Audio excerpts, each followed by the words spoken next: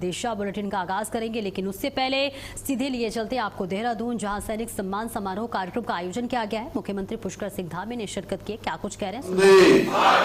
वंदे जय हिंद। कारगिल विजय दिवस के अवसर पर आज इस पूर्व संध्या पर आयोजित कवि सम्मेलन एवं सैनिक सम्मान समारोह के अवसर पर मंच पर आसीन भारतीय जनता पार्टी के राष्ट्रीय कोषाध्यक्ष और राज्यसभा के सांसद हमारे बहुत वरिष्ठ नेता नरेश बंसल जी, रायपुर विधानसभा के बहुत ही वरिष्ठ और लोकप्रिय विधायक जो लगातार उस क्षेत्र की समस्याओं के लिए हमेशा प्रयत्नशील रहते हैं, हर समाज के बीच में जिनका आना जाना, मिलना, उनके लिए प्रयास करना, आदमी शर्मा काऊ जी, मंच पर आसीन श्रीमती अर्पिता शर्मा जी, श्री पदम सिंह थापा जी, अध्यक्ष गोरखा सुधार सभा, श्री अशोक गोयल जी, श्री उमेश कनौजिया जी, संजय चौधरी जी, श्री शिवशंकर कुशवाहा जी, सामने हमारे उत्तराखंड सरकार में महानुभाव श्री ऋषि खंडवाल जी, मधु भट्ट जी, नितिन गौतम जी, ज्योति कोटिया जी, वीरेंद्र पवार जी, श्याम अग्रवाल जी, अभिषेक शाही जी, श्रीकांत शर्मा जी, जो आज के इस पूरे कार्यक्रम के संयोजक, सह संयोजक हो या आज के संचालक यहाँ पर उपस्थित, जिन्होंने मेरा परिचय करवाया और बार बार उनको पूरा सारा याद है, कंठस्थ रहता है। डॉक्टर सुनीता जी, सुनीता विद्यार्थी जी, मीरा जी, विशाल गोयल जी, रघुवीर भंडारी जी और सभी आए हुए सभी हमारे सभी अतिथिगण, सभी कविवर, जिनके काव्य पाठ भी हम सबके सामने होना है और जिनका आज यहाँ पर जिन्होंने अपने अदम्य साहस से, अदम्य वीरता से भारत को ऐतिहासिक विजय दिलाने में अपना बहुत बड़ा योगदान दिया, ऐसे हमारी सभी बहादुर जाबाज सैनिक जिनका आज हम सबके हाथों यहाँ पर सम्मान हुआ और हमारे नवोदित उदयमान सभी प्यारे बच्चे, बेटियां हमारी और मीडिया के सभी मित्र, मैं आज के इस अवसर पर सभी का, आप सभी का, शहीदों के जो परिजन हैं, वीरांगनाएं हैं, सैनिक, वीर सैनिक, पूर्व सैनिक, सभी का आज के इस अवसर पर मुख्य सदन में आप सभी का हृदय से स्वागत करता हूं, आप सबका अभिनंदन करता हूं और साथ ही में कारगिल युद्ध में जिन्होंने अपने प्राणों का बलिदान दिया, ऐसे बलिदानियों को भी अपनी विनम्र श्रद्धांजलि अर्पित करता हूं और उनके परिवारों के प्रति अपनी कृतज्ञता व्यक्त करता हूं। इसके अलावा आज जिन विभूतियों का, जिन वीर सैनिकों का आज इस मंच से सम्मान हुआ, ऐसे विभूतियों का मैं प्रदेश की समस्त जनता की ओर से उन सभी को हार्दिक बधाई देता हूं कि उनके कारण ही हमको आज ये दिन देखना पड़ा है, ये दिन हमको देखने को मिला है। भाइयों बहनों, आज का ये कार्यक्रम कोई सामान्य कार्यक्रम नहीं है, ये राष्ट्रभक्ति से ओतप्रोत शौर्य और साहित्य का ये अद्भुत संगम है। सच में इस सोच के लिए ये अभिषेक शाही मुझे कह रहे थे, मैं इनको और इनकी पूरी टीम को मैं बहुत बधाई देता हूं कि हम सभी उन सैनिकों का स्मरण करेंगे, उस कारगिल युद्ध का स्मरण हम सबको होगा, हमारी नई पीढ़ी को होगा। इन्होंने बहुत शानदार कार्यक्रम का आयोजन किया है, जहां हम एक और हमारे सैनिकों का सम्मान कर रहे हैं, वहीं हम अमर शहीदों को श्रद्धा पूर्वक नमन भी कर रहे हैं। काव्य गोष्ठी के माध्यम से राष्ट्र प्रेम की चेतना नई पीढ़ी तक पहुंचाने का संकल्प भी ले रहे हैं। मुझे विश्वास है कि आज इस मंच से निकलने वाले प्रत्येक शब्द हमारे वीर जवानों के प्रति सम्मान, राष्ट्र के प्रति समर्पण की भावना को और अधिक मजबूती प्रदान करेगा। 26 जुलाई 1999 का वह दिन भारतीय सेना ने जिस दिन अद्वितीय पराक्रम, अटूट शक्ति, अटूट संकल्प, दृढ़ इच्छा शक्ति, अदम्य साहस का वो अमर अध्याय जो भारत के इतिहास में स्वर्ण अक्षरों में अंकित है। कारगिल विजय हमारे वीर सैनिकों के अद्वितीय शौर्य और बलिदान का प्रतीक है। और आप सबको याद होगा, आजाद भारत के इतिहास में ये कारगिल का युद्ध एक ऐसा युद्ध हुआ जिसमें भारत की सेनाओं ने युद्ध के मैदान में भी युद्ध जीता और समझौते की मेज पर भी, जो उस समय का राजनीतिक नेतृत्व था अटल बिहारी वाजपेयी जी के रूप में हमारे प्रधानमंत्री जी, उस मेज पर भी हमारी जो सेना ने जीता था उसको लौटाने का काम नहीं हुआ। पहला ऐसा युद्ध हुआ और -20 से 30 डिग्री की जमा देने वाली ठंड और सीधी खड़ी चट्टानें, ऊपर चोटियों पर छिपा हुआ दुश्मन। परिस्थितियां हमारे खिलाफ थी वहां पर, लेकिन हमारे भारतीय सैनिकों के पास जो जुनून था, जो जज्बा था, उसके आगे हिमालय भी झुक गया। और जब जब भारत का इतिहास लिखा जाएगा तब तक कारगिल के उन रणबांकुरों का नाम लिया जाएगा जिन्होंने अपने रक्त से भारत की विजय का इतिहास लिखा। भाई बहन, जब जब वीरता और बलिदान की बात होती है तब तक देवभूमि उत्तराखंड का नाम अत्यंत गर्व के साथ लिया जाता है। चाहे कोई युद्ध हो, हर युद्ध में देवभूमि उत्तराखंड के वीरों ने अपने अदम्य साहस से, वीरता से। और चलिए खबरों में आगे बढ़ते हैं। बागेश्वर के कपकोट में पेयजल टंकी निर्माण को लेकर विवाद गहरा गया है। आरोप है कि निर्माण के दौरान बांज और फयाज के हरे भरे पेड़ों की कटाई की गई है। विरोध करने पर वाले वृक्ष मित्र हरीश उपाध्याय ने ठेकेदार पर उन्हें झूठे मामले में फंसाकर परेशान करने का आरोप लगाया है। वहीं समाज सेवी आनंद कपकोटी ने भी मामले के निष्पक्ष जांच और पेड़ों की कटाई में नियमों के पालन पर सवाल उठाए हैं। ये बड़ी जानकारी भी आप तक पहुंचा रहे हैं, जहां टंकी निर्माण पर कपकोट में विवाद गहराता हुआ नजर आ रहा है। पेड़ों की कटाई को लेकर कई बड़े सवाल उठाए जा रहे हैं। इस बीच वृक्ष मित्र ने कई गंभीर आरोप भी लगाए हैं। ऐसा है, यहाँ पर एक टैंकी प्रस्तावित थी और वह टैंकी इस जगह पर थी या कहाँ पर थी, थोड़ा सा ऊपर था। उस समय इस जगह की कोई प्रस्तावित नहीं थी और अचानक एक जो ठेकेदार है उन्होंने कहा कि यहाँ कंपनी प्रस्तावित है और जेसीबी चला दिया गया। जेसीबी चलाने के बाद यहाँ से 2 बांज के पेड़ पता नहीं रातों रात कहाँ गायब कर दिए गए और बाकी जो पेड़ बचे भी हैं इनको भी तोड़ने की और सुखाने की कोशिश की जा रही है। और देश भर में 167वां आयकर दिवस मनाया गया, जहां देहरादून में आयोजित कार्यक्रम में principal chief commissioner of income tax Aparna करने से कहा कि आयकर विभाग अब करदाताओं को सरल, पारदर्शी और तकनीक आधारित सेवाएं देने पर लगातार काम कर रहा है। उन्होंने कहा कि विकसित भारत के लक्ष्य को हासिल करने में करदाताओं की महत्वपूर्ण भूमिका है और विभाग स्वैच्छिक एवं कर अनुपालन को बढ़ावा देने के लिए प्रतिबद्ध है।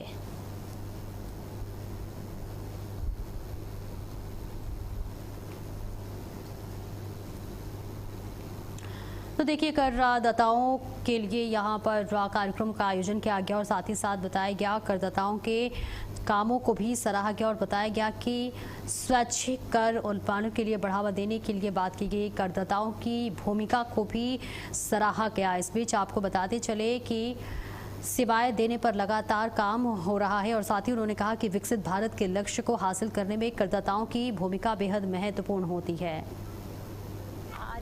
167वां इनकम टैक्स दिवस है। 1860 में इनकम टैक्स लागू हुआ था, जेम्स विल्सन ने इसको शुरुआत की थी और ये 1857 के रिवोल्ट के बाद इंडिया में इनकम टैक्स लगाया गया था। पर आज विभाग में बहुत परिवर्तन आया है। हम लोग टैक्स इन्फोर्समेंट डिपार्टमेंट की जगह टैक्स फैसिलिटेटर डिपार्टमेंट बन गए हैं और हम लोग कोशिश करते हैं कि हम एसएससी की ग्रीवियंसेस को वॉलंटरी कंप्लायंस प्रोत्साहित करें और ग्रीवेंसेस को जितना शीघ्र डिस्पोजल कर सकते हैं वो कर सके। और चलिए आगे बढ़ते हैं, जहां आपको बताते चले कि मंत्री देहरादून में कृषि मंत्री गणेश जोशी ने जायका वित्त पोषित उत्तराखंड एकीकृत औद्योगिक विकास परियोजना की समीक्षा की। उन्होंने अधिकारियों को सभी कार्य तय समय सीमा में युद्ध स्तर पर पूरा करने के निर्देश दिए। मंत्री ने पॉली हाउस निर्माण में तेजी लाने और मिशन एप्पल के तहत किसानों के लंबित भुगतान जल्द जारी करने पर जोर दिया। साथ ही योजनाओं की साप्ताहिक मॉनिटरिंग और समयबद्ध क्रियान्वयन के निर्देश दिए। तस्वीर आप तक साझा कर रहे हैं, जहां युद्ध स्तर पर काम पूरा करने के लिए निर्देश दिया गया। पॉली हाउस निर्माण में तेजी लाने पर जोर दिया गया, तो किसानों के लंबित भुगतान जल्द जारी होंगे। और इस बीच जायका परियोजना की कृषि मंत्री ने समीक्षा की है। और देहरादून में कारगिल विजय दिवस से पहले run for Kargil heroes marathon का आयोजन किया गया, जहां मुख्यमंत्री पुष्कर सिंह धामी ने मैराथन को हरी झंडी दिखाकर रवाना किया। कार्यक्रम में युवाओं के साथ बड़ी संख्या में सीनियर सिटीजन भी शामिल हुए। गृह मंत्री ने कहा कि भारतीय सेना के वीर जवानों की बलिदान और साहस से देश हमेशा प्रेरणा लेता रहेगा। वहीं सैनिक कल्याण मंत्री गणेश जोशी ने कारगिल युद्ध को भारतीय सेना की वीरता का प्रतीक बताया। तो तस्वीर आप तक साझा कर रहे हैं, जहां भारतीय सेना के यहाँ पर मुख्यमंत्री पुष्कर सिंह धामी ने सराहना करते हुए नजर आए। प्रधानमंत्री आदरणीय मोदी जी का जो कालखंड रहा है, उसमें हमेशा उन्होंने युवाओं को आगे बढ़ाने के लिए हर वो प्रयास किया है। चाहे वो उनके प्रधानमंत्री बनते ही भारत में स्किल डेवलपमेंट अपना डिपार्टमेंट शुरू करना हो, स्टार्टअप को आगे बढ़ाना हो, और इन 12 सालों में 17 करोड़ रोजगार के अवसर पैदा करने, 17 करोड़ लोगों को रोजगार मिला है। और इन 12 सालों में 17 करोड़ रोजगार मिला है। 12 लाख लोगों को नियुक्ति पत्र वितरण किए गए। और देहरादून में कैबिनेट मंत्री गणेश जोशी ने नवनिर्मित ट्यूबवेल का विधिवत शुभारंभ किया और इस अवसर पर उन्होंने क्षेत्रवासियों को बधाई देते हुए कहा कि राज्य सरकार आमजन को बेहतर और मूलभूत सुविधा उपलब्ध कराने के लिए संवेदनशीलता के साथ कार्य कर रही है। मंत्री गणेश जोशी ने कहा कि सरकार पेयजल जैसी मूलभूत आवश्यकताओं को प्राथमिकता के आधार पर पूरा करने के लिए प्रतिबद्ध है। कैबिनेट मंत्री गणेश जोशी ने संबंधित समस्याओं के शीघ्र समाधान का आश्वासन देते हुए कहा कि जनहित से जुड़े कार्यों को प्राथमिकता के आधार पर कराया जाएगा। इस अवसर पर पार्षद नंदिनी शर्मा सहित क्षेत्रवासी मौजूद रहे। और देहरादून में कांग्रेस मुख्यालय में एक प्रेस वार्ता आयोजित की गई। वार्ता में अनुसूचित जाति विभाग के प्रदेश अध्यक्ष मदन लाल और अल्पसंख्यक विभाग के प्रदेश अध्यक्ष सुलेमान अंसारी ने बड़ा ऐलान किया। उन्होंने 27 जुलाई को नई दिल्ली में विशाल धरना प्रदर्शन की घोषणा की, जहां महिलाओं पर बढ़ते अत्याचार, दलितों और अल्पसंख्यकों के खिलाफ बढ़ती घटनाएं, बेरोजगारी और समेत सभी भर्ती परीक्षा में अनियमितताओं और सामाजिक न्याय के मुद्दों को लेकर प्रदर्शन किया जाएगा। उत्तराखंड से हजारों कार्यकर्ता दिल्ली कूच करने की जानकारी साझा की गई। उन्होंने कहा कि कांग्रेस संविधान और सामाजिक न्याय की रक्षा के लिए लोकतांत्रिक तरीके से संघर्ष जारी रहेगा।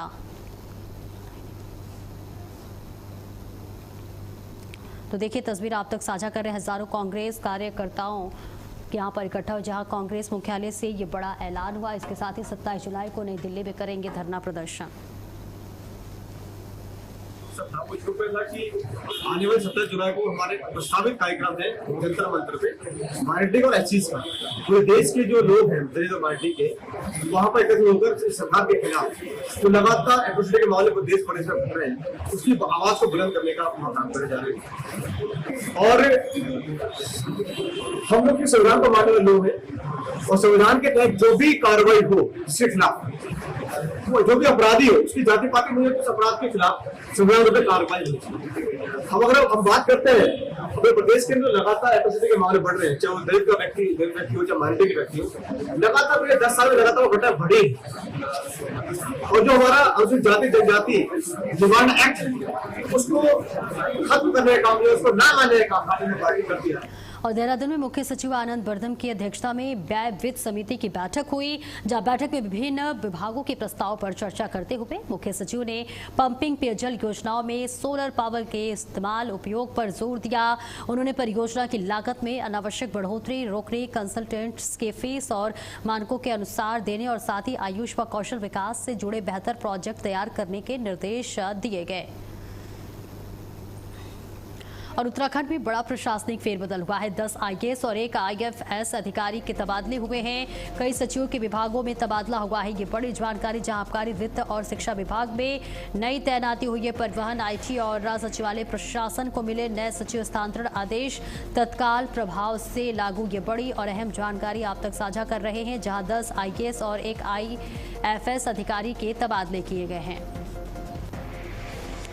और देहरादून में उत्तराखंड अनुसूचित जाति आयोग को 2 दिवसीय जन सुनवाई में शिकायतों के निस्तारण पर जोर दिया गया। आयोग अध्यक्ष मुकेश कुमार की अध्यक्षता में आयोजित सुनवाई में 47 मामलों की सुनवाई हुई, जिनमें से 27 का मौके पर ही निस्तारण किया गया। बाकी मामलों में संबंधित अधिकारियों को आवश्यक निर्देश दिए गए।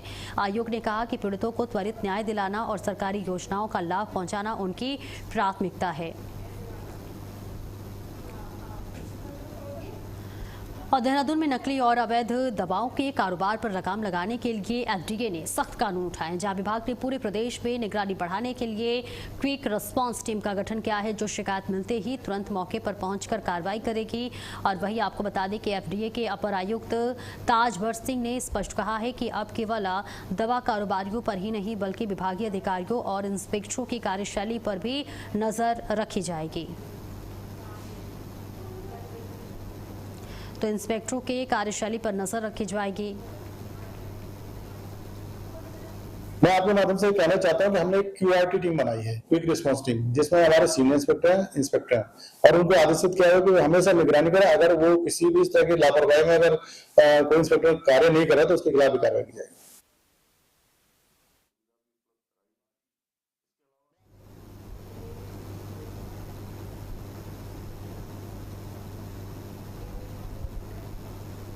तो देखिए तस्वीर आप तक साझा कर रहे हैं, जहां एफडीए ने ये बड़ा बयान दिया है। नकली और अवैध दवाओं के कारोबार पर सख्ती की जाएगी और साथ ही क्विक रिस्पांस टीम का गठन किया गया।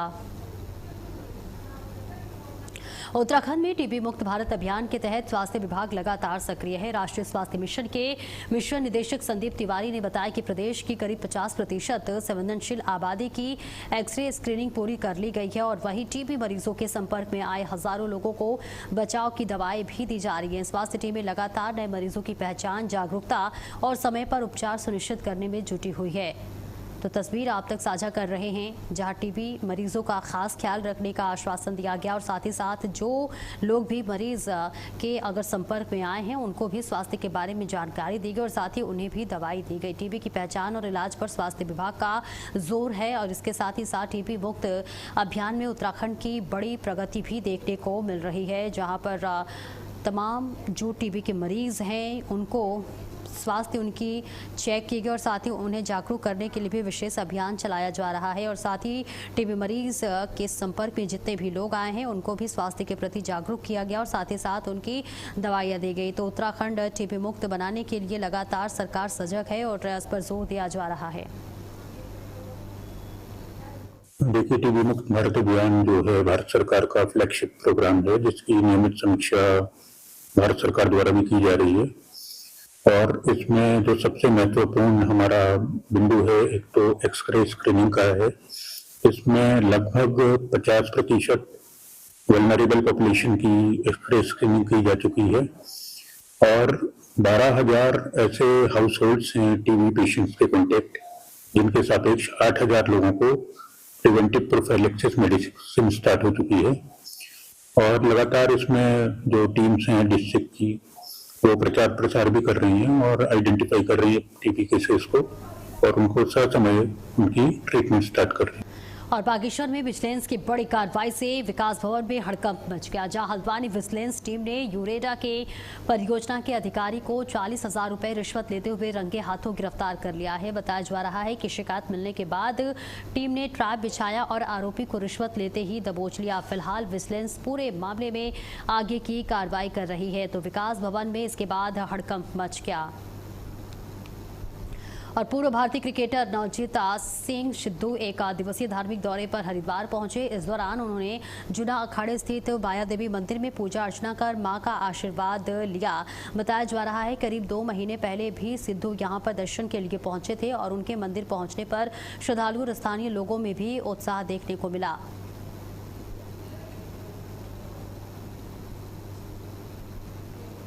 तो देखिए तस्वीर आप तक साझा कर रहे हैं जहां सिद्धू के पहुंचने पर वहां पर काफ़ी लोग उत्साहित नजर आए और साथ ही साथ एक दिवसीय धार्मिक दौरे पर सिद्धू पहुंचे हुए हैं। केदारनाथ धाम में हल्की बारिश के बाद मौसम साफ हो गया है और यात्रा पूरी तरह से सुचारू रूप से जारी है। श्रद्धालु बिना किसी परेशानी के बाबा केदार के दर्शन कर रहे हैं। हालांकि मानसून के चलते धाम पहुंचने वाले यात्रियों की संख्या में कमी आई है और अब प्रतिदिन करीब 1000 श्रद्धालु ही केदारनाथ पहुंच रहे हैं। तो हालांकि मौसम साफ हो गया लेकिन श्रद्धालुओं के पहुंचाने की संख्या जो है वो कम होती हुई नजर आ रही है। और मसूरी में मानसून की पहली तेज बारिश ने सड़कों की बदहाली की पोल खोल कर रख दी है। पेट्रोल पंप से पिक्चर पैलेस चौक समेत कई प्रमुख मार्गों पर बड़े बड़े गड्ढे बन गए हैं। बारिश का पानी भरने से गड्ढे नजर नहीं आ रहे हैं जिससे हादसों का खतरा बढ़ गया है। स्थानीय लोगों ने सड़कों की गुणवत्ता पर सवाल उठाते हुए जल्द मरम्मत और जिम्मेदारों पर कार्रवाई की मांग की है।